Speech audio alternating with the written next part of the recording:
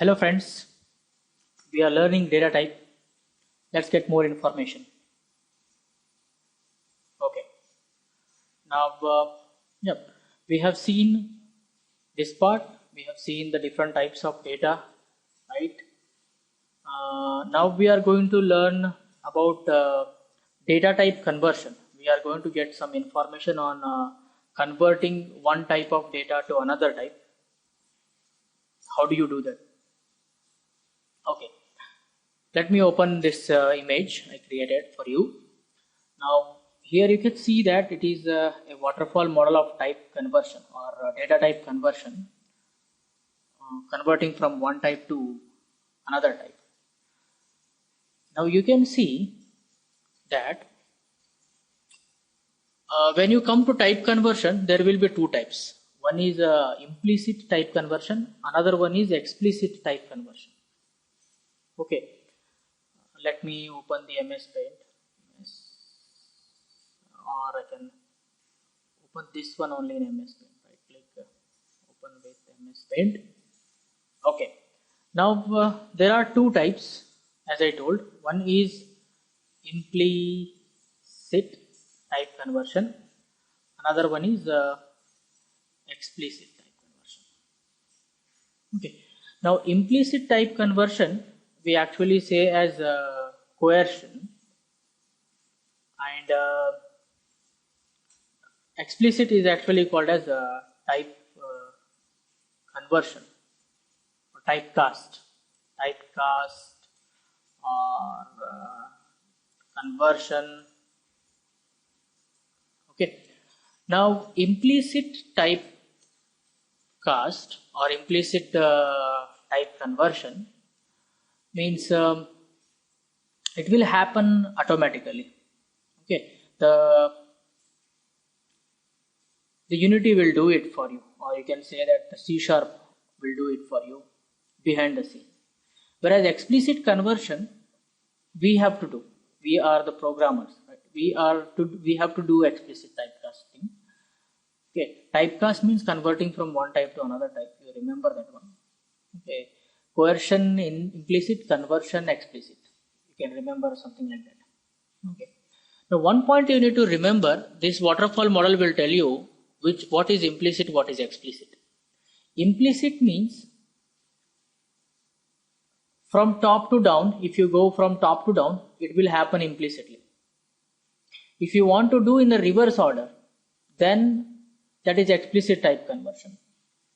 Now what is implicit? When implicit conversion happens means, if you are trying to put a smaller size of data into a bigger size of data type, okay, smaller size of data type value, if you are trying to put in a bigger size of data type memory location, then it will happen automatically, implicitly. That is the reason I have written here, byte is 1 byte, whereas short is 2 byte.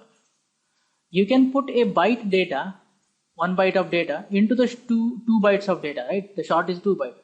There will be no problem. That automatically handled by the system itself. Okay. And byte you can put in a character, and the character is a 2 byte. As the integer is a 4 byte, you can put the 2 byte of data into an integer which is a 4 byte. Very easily it can hold. You can think like a bucket. You can see here a smaller size bucket and a bigger size bucket. Okay, let us think like this one is a short data type or a short bucket, and this is a long bucket or a bigger size of bucket. Now this short bucket is filled with the water. Okay, you can pour this water in the bigger, this larger bucket. Then there will be no problem because the water will be filled, right? Maybe it might fill up to here, right? It will get filled. There will be no loss of water, right? There will be no loss of water. Whereas if you have a larger bucket which is full of water, and if you try to pour this water, okay, this water into this smaller bucket, then what happens? The water will get flow away, right? The water will overflow, right? You will lose a lot of water.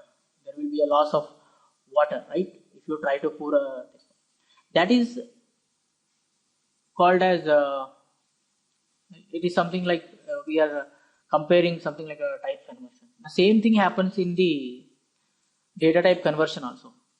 If you are putting a smaller size data into a larger memory location, then there will be no problem. Whereas if you are trying in a reverse order, that means if you are trying to put a larger size data into the smaller amount of space, then there will be a loss of data.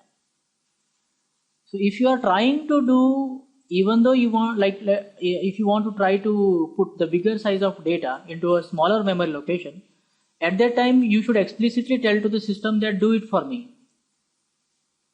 Okay, you are telling to the system that don't worry, just put for me. Okay, I know there will be no loss of data. So you need to, when you are doing explicit typecasting, you need to be more careful. Okay, you need to check that. Let us take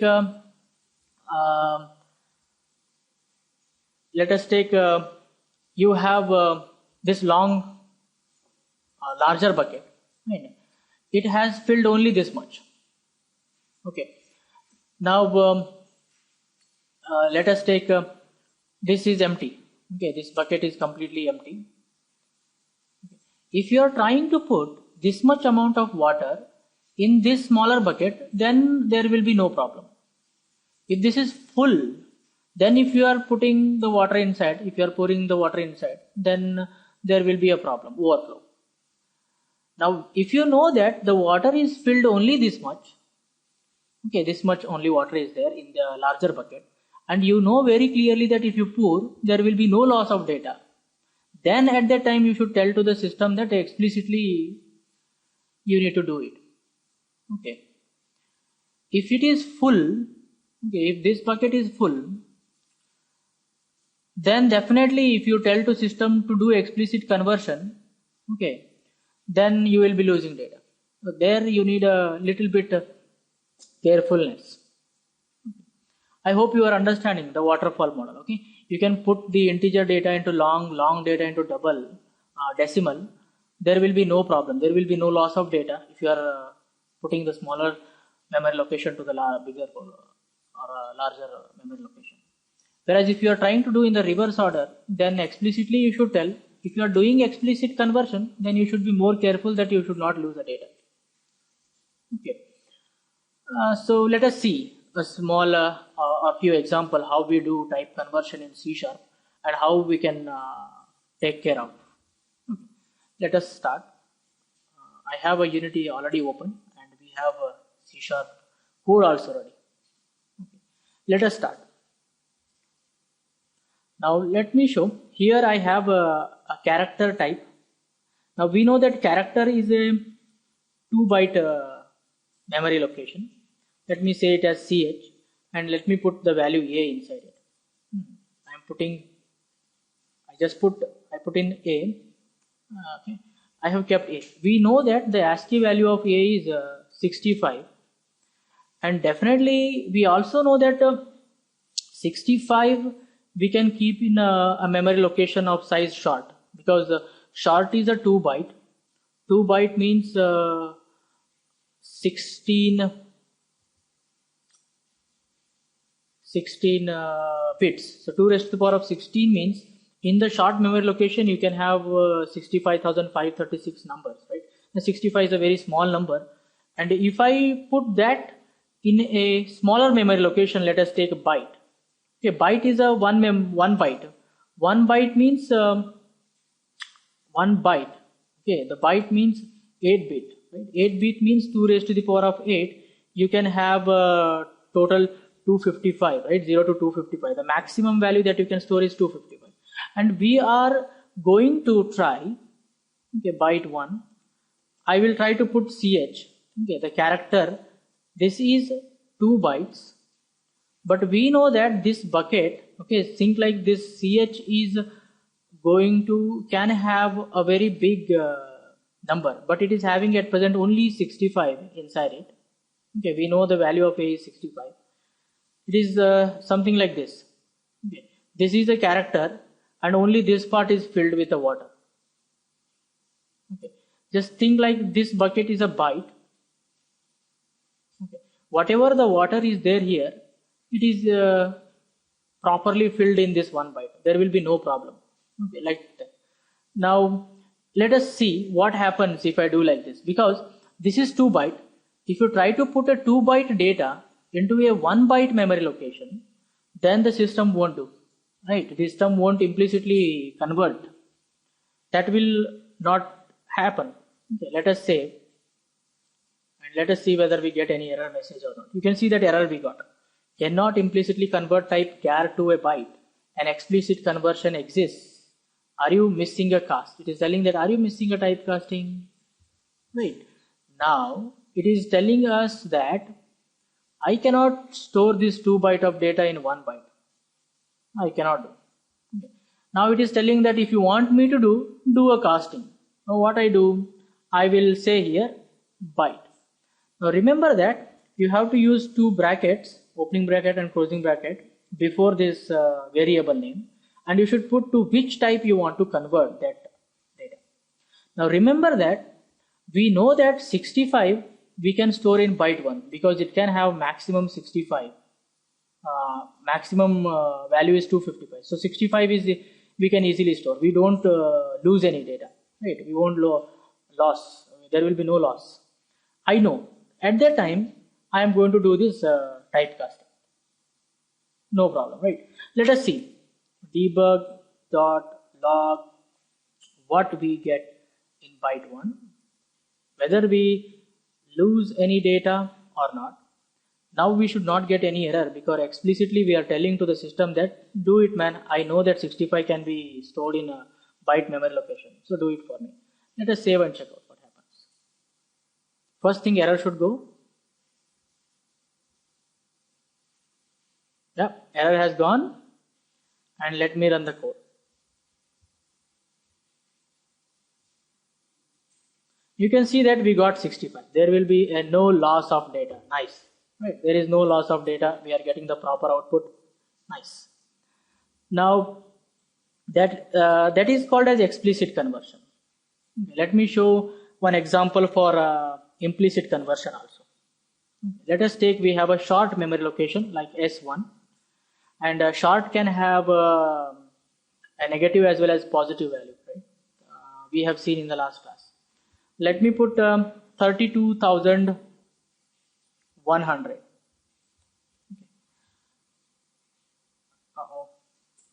No commas. 32,100. I have kept a number. Then I will create an integer memory location I1 and I will put S1 in it. Now we know that short is 2 byte, integer is a 4 byte. I already told that you can put the short into an integer. That will happen automatically. It's an implicit conversion. So let us see whether we get any error message. We should not get any error message. Okay, let us see whether we are getting any error message or not.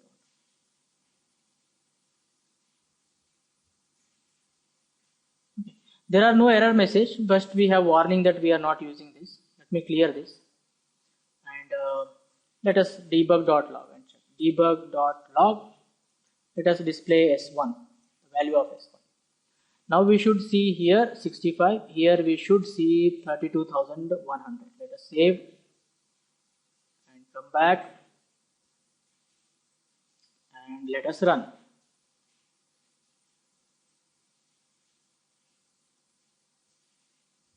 You can see that we are getting 32,100. There is no loss of data. Nice. Now let us try to do in reverse order. Let me create int I2 is equal to 32,100. Same thing I am doing. Now short, I will say S2 is equal to I1 and debug.log S2, the value of S2 I will try to see. Save it. Now first thing I should get an error message because this is 4 byte, this is 2 byte, I cannot store, right? Let's save and check it out. Are we getting it? See, we got an error. Cannot implicitly convert type int to short. An explicit conversion is required. Now, while you are doing this conversion, you should careful that whether you can store 32,100 inside the short memory location. Yeah, it is possible. We have just now we have seen that we have stored that. I can say here explicitly short because I am converting an integer to short type. Let us save and check. Now we should not have that error message first thing. Okay, we clear this and run the code.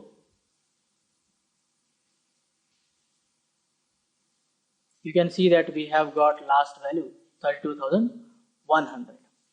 Nice. Okay. Let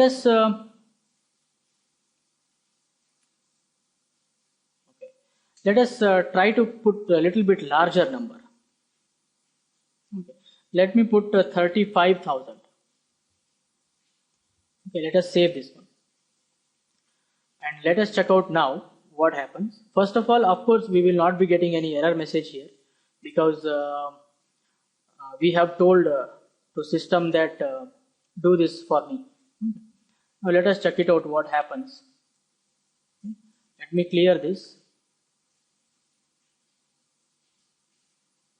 Okay, let me run this.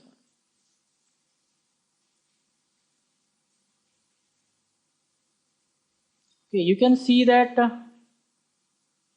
we are getting the last value 32,100. Actually, I should get here 35,000, but I am not getting. Oh, this is a mistake. I2 I have tried here. Excuse me. I have written I2. Let me clear this. Actually, we should get some wrong value. Let us see what happens now. You can see that you are getting some minus 32,000, 30,536. Actually, we should get 35,000, right? As we know that the maximum value of short is how much? SHORT. Short dot max is 32,767. If you try to put more than 32,767, then you are going to lose a data. You are going to get some wrong value. Okay, so you should be very careful that whether you can convert, whether you are not losing any data. Okay, this is called as loss of data. If you do such a mistake, you will get some wrong value. Next, let us take an example of two data types which are of same type, which is like we know that integer and float are of same size, right? Now let me take an integer and create a I3, which is going to be equal to 22,000. Okay, then I create a float, which is going to be F1, and I say I3, and we say debug.log F1. I want to see the value. Now both are of same size. Okay. Now I am only difference is that size is same, but the data type are different. As we know that if there is of same size, the system will do implicit conversion. Okay, that is what we have here. Okay. But let us see whether the C# will do the implicit conversion or not. Otherwise, it should show an error message. If it is showing an error message in the Unity, that means we have to say here explicitly. Let us save and check out. Let me stop this and clear. You can see that we have not received any error message. That means it is happening implicitly. And let me run and check out what output we get. Okay, the output is proper, 22,000. There is no loss of data. There is no loss of data. As we know that the floating point this is going to contain the decimal point also. Let me put some point 33 and let us save. And now we have an integer with a it is not possible, right? It is not possible because the integer cannot hold the whole numbers, decimal numbers, right? The real numbers cannot be stored in a integer. Okay. Let us see what happens if I try to put a number which is real. We got an error message. Constant value 22,000.33 cannot be converted to an integer. It is not possible. Right?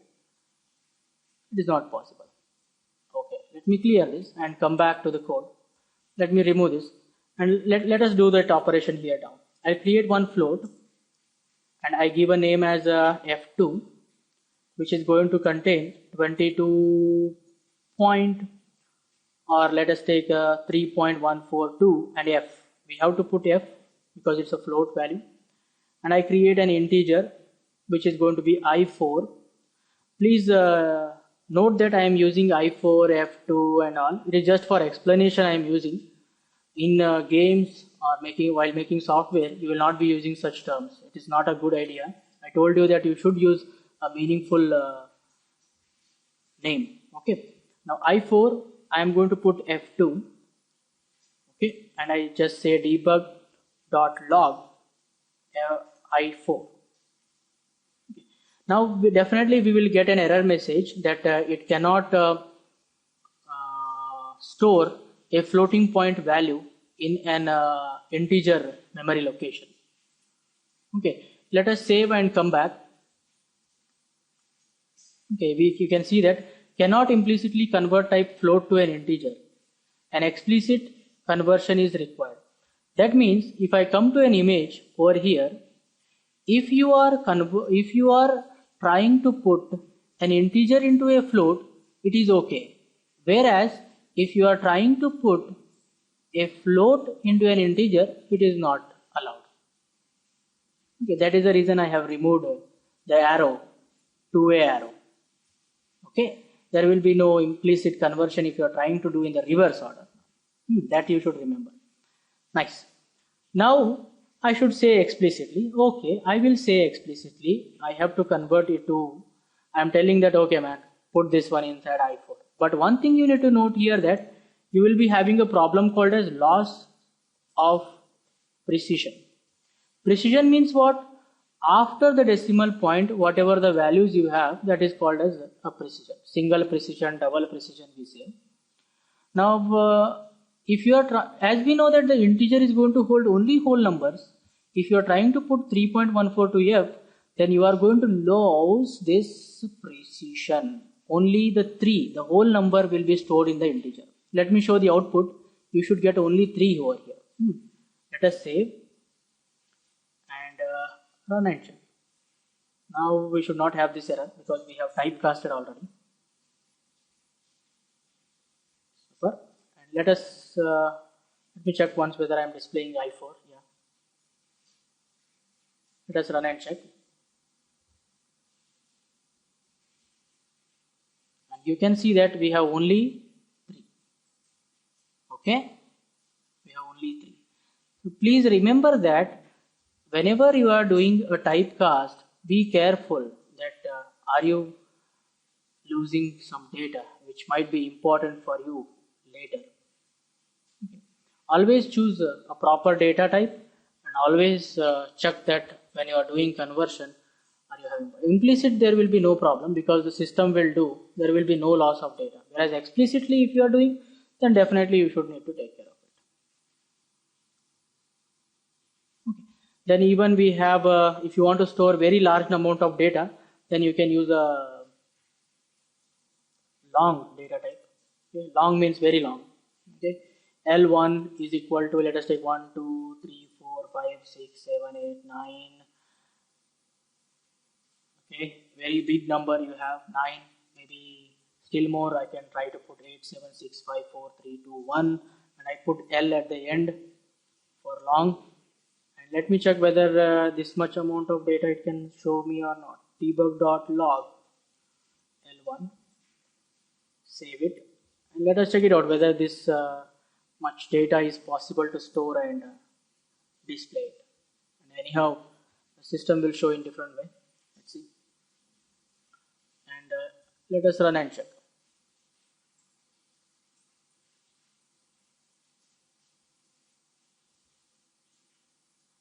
And you can see that it is showing every character. There is no loss of data. 1, 2, 3, 4, 5, 6, 7, 8, 9, 8, 7, 6, 5, 4, 3, 2, 1. Super, right? Nice.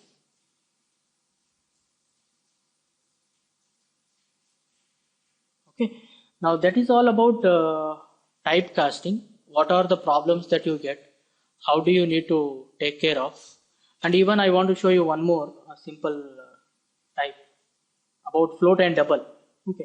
As I told that, let us take a double which is of real type, and I say D1, and I'll put value 3.4444444444, and that is going to be D double, and I will try to put in a float. Okay, F3 I'm giving is equal to D1, and definitely we know that this is a larger size of data and this is a smaller size, so I will do typecasting by putting bracket and then say to which type I need to convert, then bracket close. Okay. Then I would like to see what output I get. Debug.log F3. Now we know that the floating point can hold after this point 6 to 7 digits, not more than that. Okay, but this has more than 7 digits, I think so. So definitely you will lose again some data over here. Let us save and see the output. This one you don't see, just the output before this you need to observe. Okay, save, come back, and also you need to see it is giving you a warning message. First warning I would like to talk about is the L suffix is easily confused with the digit 1, so please use capital L for clarity. It is telling you a very good message, right? So it is telling that here you are using L, no? Usually it might be, for you people it will be a confusion. The system is telling that please use capital L. That will remove the confusion of 1 or small l. Right? Nice. That warning we have removed. Nice. And let us come over here. And another one is cannot implicitly convert type double to float. Actually here I have tried float. I'm sorry. Right, because here we are converting double to float. So we have tried here float. Let us save and come back.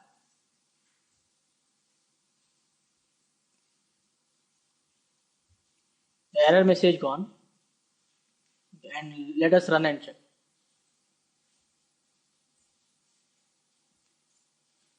And you can see that this place, the output is 1, 2, 3, 4, 5, 6. Can you see that? After the decimal point, it is having only 6 fours, but here we have more than 6 fours.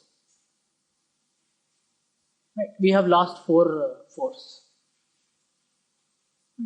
Please check out always to which type you are converting, and if you are getting any error message, how do you need to solve, and what are the precautions that you need to take. Okay. That is about the type conversion. This is the one way of converting. Okay. Now let me show the other ways. Okay. There are few more concepts I need to talk about type conversion. Now let us take, you have a string type and you want to convert it to a specific type like integer, float or something like that. How do you do that? Okay. Now I have an integer, let us take num, and I want to store 22 inside this number. Then how do I do? But the 22 is a string, let us take. How do you do means you need to write the data type int. Please remember that in C# everything is an object. So int is a data type, but it is still an object. Okay. If you put a dot, you can see the different the members of this object. Okay. Now you have there is a function called as parse. Even you have a try parse. Try parse is good when it will just try. The parse is the more strict one. You can use any one in this place. Try parse will try if it is possible. You can see, read this one. Convert the string representation of a number to its 32-bit signed integer equivalent. Okay, it's a signed also. A return value indicates whether the conversion succeeded or not. In this place, it will return whether the conversion is succeed or not. True or false it will return, the Boolean type. Whereas this one will return you an integer. Okay, we want this one. We want to store the value of a string actually. Converts a string representation of a number to its 32-bit signed integer equivalent. It will give you an equivalent of a string. Let us take a parse, and in double quotation you write 22. Then this will give you an equivalent value. Actually, this value of this string is 22. 22 will get stored in this one, and you can use debug.log, and you can just put num. This is the one way to convert a string to a primitive type. We save. We should not get any error message. Now, let me remove this. Clear this one. Okay, let me run this. You can see that you got 22. Right? We have taken this int, put a dot, then we called a function called as parse, which returns us the equivalent value of this string in the form of integer, and we stored in an integer and we display. As it is telling that it is going to return 32-bit. 32-bit means how many bytes? 4 bytes. Right? So it is possible to put in this one. Now, similarly, in every data type is having a parse function to convert to that specific type. Let me show the another one. Like you have a float. Okay. Put a dot. It is having a parse function. Even it has lot of values. Okay. You have negative infinity, equal sign, epsilon. A lot of things are there. A float has a. I just wanted to tell you about type conversion. So I'm telling. The parse is the function. What it does, it gives an equivalent floating point number of a string. Okay. Let me write here. Okay. Float. Let us take num2.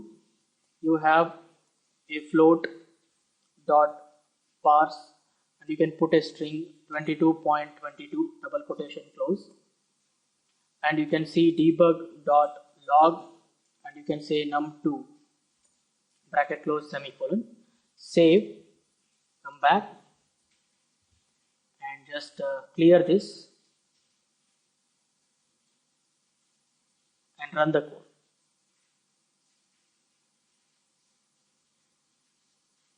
You can see that it is showing 22.22. Nice. Okay. So parse is a function available in all the data types. You can see double dot parse. You have long dot parse. Remember that parse is a very useful function, okay, which has the different overloads also. Okay, the parse is having the different overloads. One is taking string, another one is taking the provider, another one is taking the number style. Okay, we are not interested in knowing much about these things, but at present I will tell you guys that I am please note down, there is a parse function which helps you to get a value from a string in every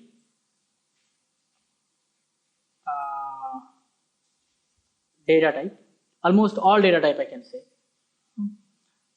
Let us take an example of, I think char is having or not, I have no idea. Let me check once. Yeah, char is also having a parse. Right? Let us check it out. Bool. Bool is also having a parse. Right? So that is about the parse function, converting string type to a primitive type. Nice. Now let us take, sometimes you might be interested to convert a primitive type to a string type. Now here I will write string to primitive. Whereas if you want to convert primitive to string, you can do it very easily. How you can do means you just need to, let me show that, debug.log. Let us take you have 22, a number. As it is an integer value, if you put, let me do better, I will take one variable, integer, let us take num3 is equal to 33, I store. Then debug.log, I'll write num3 dot, you have a toString function also, okay, which will convert, you can read this is better, converts the numeric value of this instance. This means the current variable. Okay, actually it is an instance. We'll come to know what is instance and all. Its equivalent string representation. Just save. There will be no error. You will get this one as a string. That means you can take this and put inside a string variable also. Let us save. You should not have any error message. And if I run this, I should see the output 33 at the last, which is actually a string type. This is 33. Okay. Let me clear this and come back. Let me show how do you store this one in a string and use. Okay, I take a string, num3 string is equal to, I just cut this from here and paste it here. Now what it does, it will convert num3 to a string, put inside num3 string, and I copy that and I paste here. If I save and run the code, there is no problem now. Come back and run the code.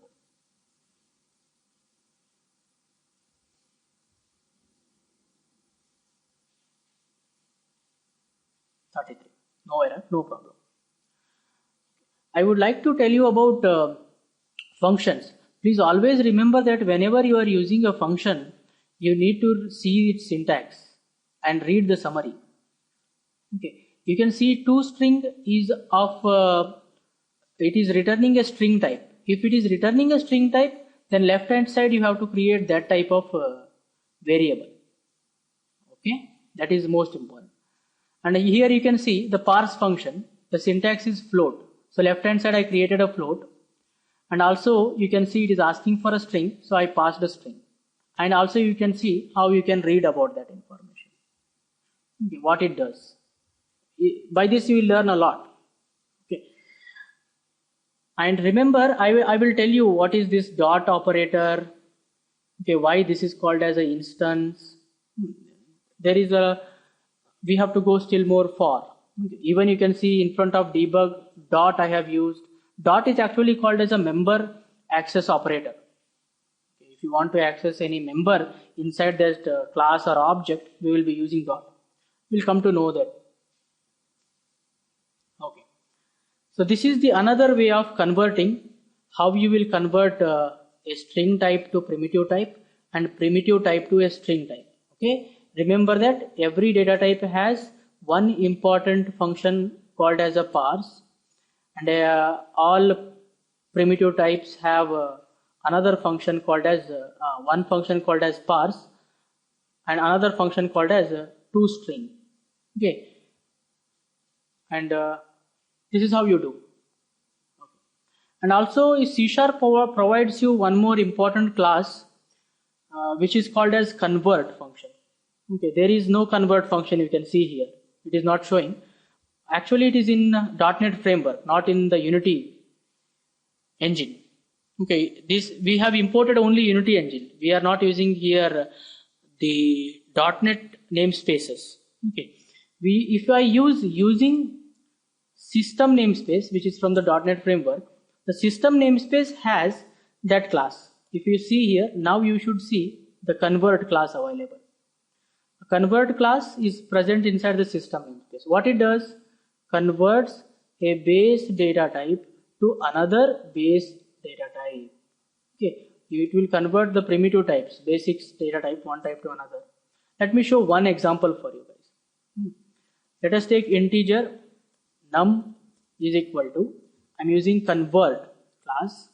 The convert is having many functions like 2 byte, 2 character, 2 date time, 2 decimal, 2 double, 2 int 16, 2 int 32, 2 int 64, 2 s byte, that is signed byte, 2 single is used for float, 2 string for converting to a string. If you put 2 string function is going to take any value and it will convert to a string. You can pass an integer, float, double, string, whatever you pass, it will convert to a string. You can use this convert function if you do not want to use int.parse, float.parse, like that. You can directly use just convert class and use these functions. Okay. Now what is this int 16 or something like that? 16 means 2 bytes. That means it will give you a short value. Int 32 will give you an int value. Whereas int 64 will give you a long value, because long is a 64 bit, right? And you can see that it is asking for ulong and other different versions, overloads also are there. Now let me show one example for 2 int 32. I can use this one because 32 bit, this integer is of 32 bit. I can take this and you can see that it is asking a value that I can pass. Even we have different values you can pass to it. The one of the thing you can see is I can pass string also. You can use arrow mark to see the different syntax of these functions, or any function you can say. If it is overloaded function, int 32 is a overloaded function. There are many types are there, or syntaxes are there. There are total 19 functions with the same name as 2 int 32. I am using string. Okay. Now here I pass 22. What it does, it takes this string, converts to 32-bit integer and assigns to a num. Now I can use debug dot log and I write semicolon. I save this and let me come back, and we should not have any error message, and let us run. Right. We can see that we are getting the output. So please go through this class, convert class. Just you need to write convert, then put 2 int 32 or 2 int 64, 2 string, put whatever value that is asked by that function. And left hand side, the same variable you need to create and use it. That is all about how to use a convert class, how you can use specific namespaces whenever you require. Okay. Super. That is all about data type conversion, guys. If anything need to be taught, I will be teaching that in the next class or in further classes. Okay. Thank you very much, guys. See you in the next tutorial.